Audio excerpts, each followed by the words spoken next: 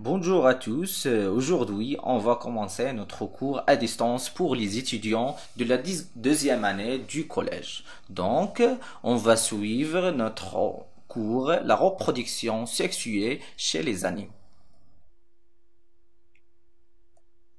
J'ai des petites remarques avant de commencer. Pour les supports, on a le manuel Oxygène deuxième année du cycle collégial secondaire, le cahier des documents Azdil Alami deuxième année du collège et les cahiers des cours et les cahiers des exercices. Donc prenez vos cahiers et vos manuels pour commencer.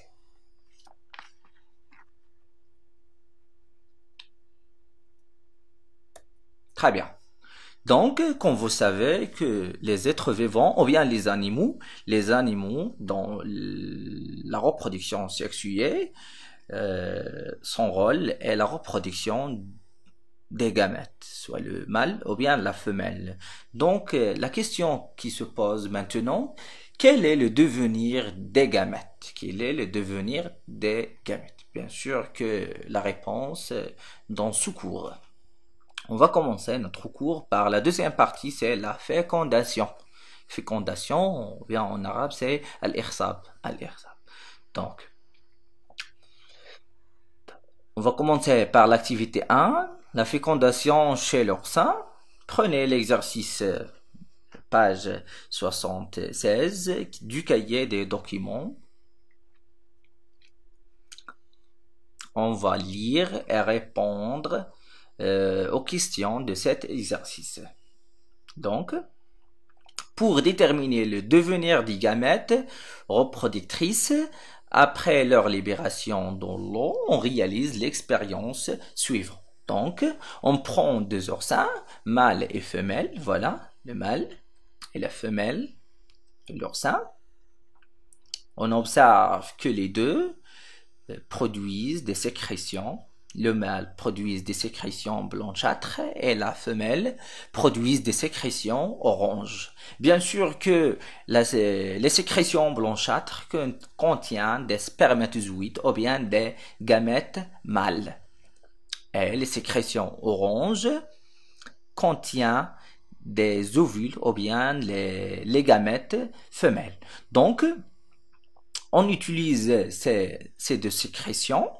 Bien sûr, c'est les gamètes mâles et les gamètes femelles pour réaliser l'expérience suivante. Donc, on prend un échantillon de liquide orange produit par la femelle et un échantillon de liquide blanchâtre produit par le mâle et on réalise les expériences ci-dessous. Voilà les expériences. Donc, on a trois expériences. On a ici l'expérience 1, l'expérience 2 et l'expérience 3. Voilà les expériences, le résultat de ces expériences et les observations. Donc, essayez de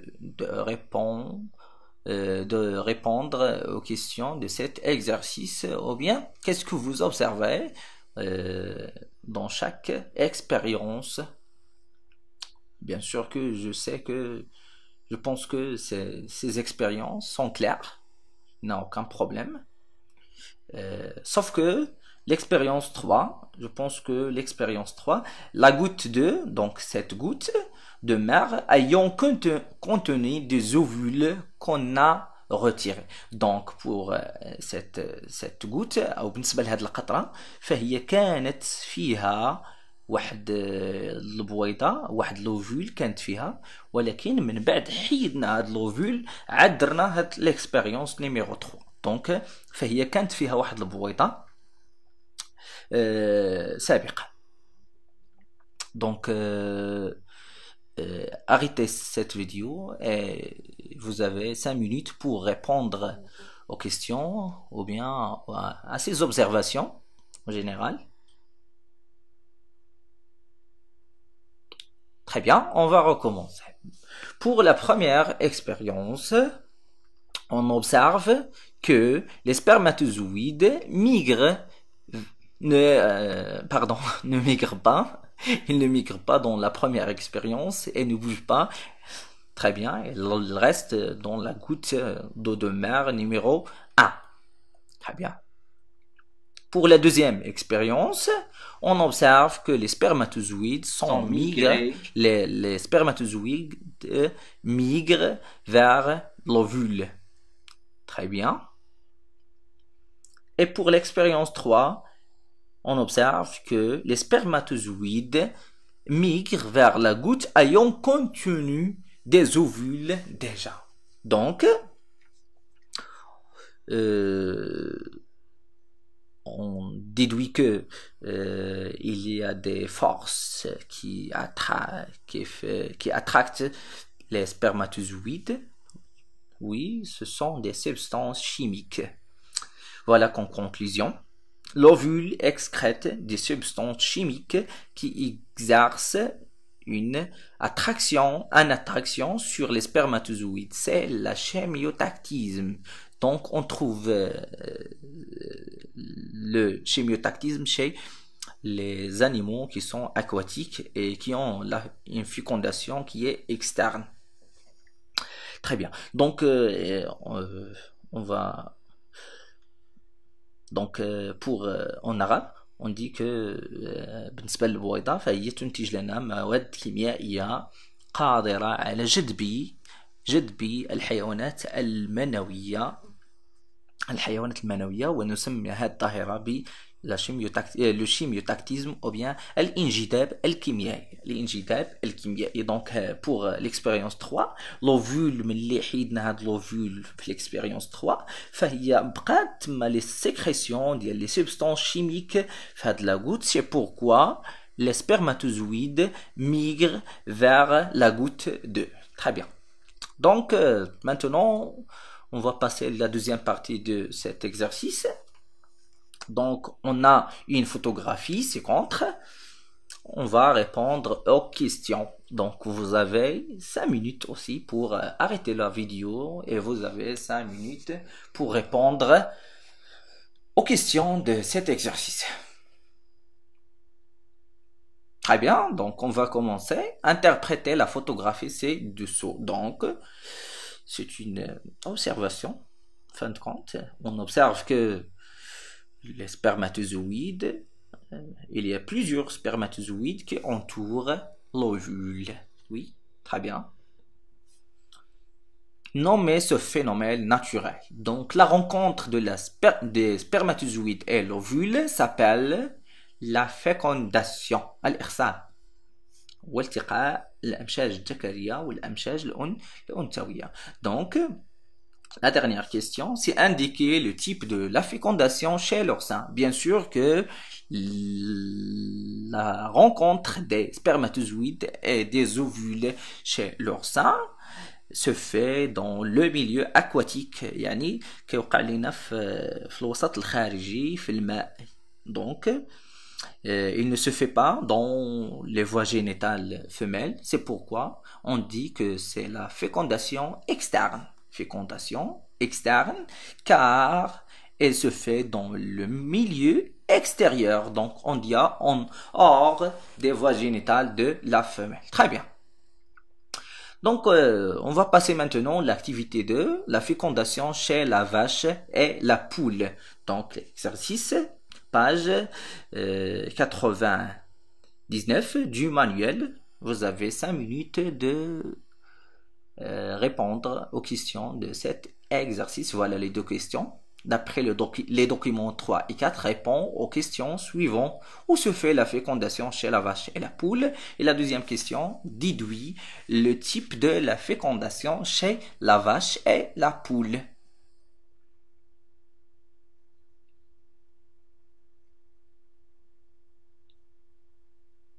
Donc, on va corriger cet exercice. Donc, d'après les documents, la fécondation chez la vache et la poule se fait dans les voies génitales de la femme. Donc, le type de la fécondation dans ce cas, c'est une fécondation interne. Très bien. Donc, on peut distinguer deux types de la fécondation, interne et externe. Donc, maintenant, on va passer à l'activité 3, les étapes de la fécondation. Prenez l'exercice page 78 du cahier des documents. Donc, cette image, ou bien cette photographie, qui a les étapes de la fécondation. Voilà, la fécondation, c'est, je pense, d'après cette photographie, c'est 5 étapes. Première étape, et la deuxième étape, troisième étape, quatrième étape et la cinquième étape. Très bien. Donc, on va légender. Voilà, ce sont des spermatozoïdes qui entourent l'ovule. Très bien. Donc, comme observation, on va faire un petit commentaire. Les spermatozoïdes entourent l'ovule. Très bien. Donc, ici, on observe qu'il y a la tête ici, ou bien le noyau de de spermatozoïde et le queue de la spermatozoïde. Donc, un spermatozoïde pénètre la paroi et libère leur noyau dans l'ovule. Mais leur queue, elle reste à l'extérieur. Très bien.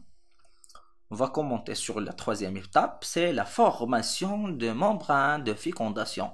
Donc, on observe qu'il y a la formation d'un membrane qui s'appelle la membrane de la fécondation.